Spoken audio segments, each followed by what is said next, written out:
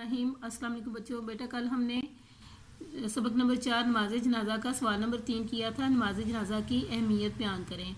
आज हम सवाल नंबर 4 करेंगे। नमाज जनाजा इस्लामी तहजीब के किन पहलुओं को उजागर करती है? इसका जवाब सफ़ा नंबर 29 और 30 पर है। देखें, नमाज जनाजा और इस्लामी तहजीब के अहम पहलू। इसके 5 पहलू हैं। आज हम 3 के बारे में डिस्कस करेंगे। नंबर 1, आखिरत की तैयारी, हमदर्दी का इजहार, मदद का जज्बा। अब हम इसकी रीडिंग करते हैं।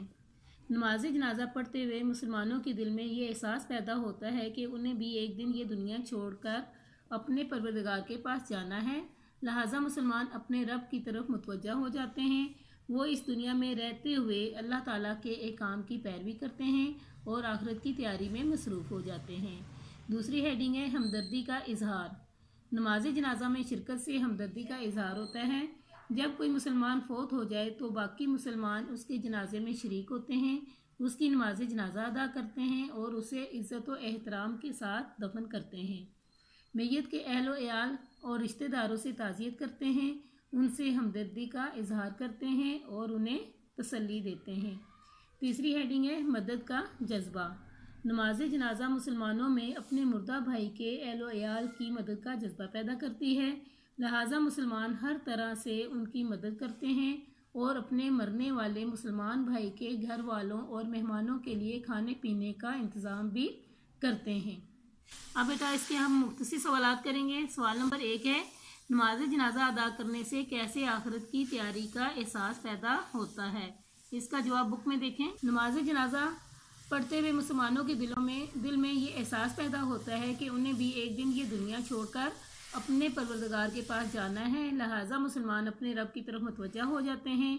वो इस दुनिया में रहते हुए अल्लाह ताला के अहकाम की पैरवी करते हैं और आखिरत की तैयारी में मसरूफ़ हो जाते हैं। सवाल नंबर 2 है, नमाज जनाजा में शिरकत से किस बात का इजहार होता है? इसका जवाब देखें। सवाल नंबर 2 का जवाब ये है, नमाज जनाजा में शिरकत से हमदर्दी का इजहार होता है।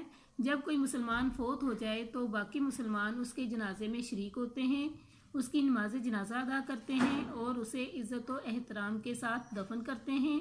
मैयत के अहलो एयाल और रिश्तेदारों से ताज़ियत करते हैं, उनसे हमदर्दी का इजहार करते हैं और उन्हें तसल्ली देते हैं। सवाल नंबर 3 देखें, नमाज जनाजा मुसलमानों में किस चीज़ का जज्बा पैदा करती है? इसका जवाब देखें। नमाज जनाजा मुसलमानों में अपने मुर्दा भाई के अहलो एयाल की मदद का जज्बा पैदा करती है।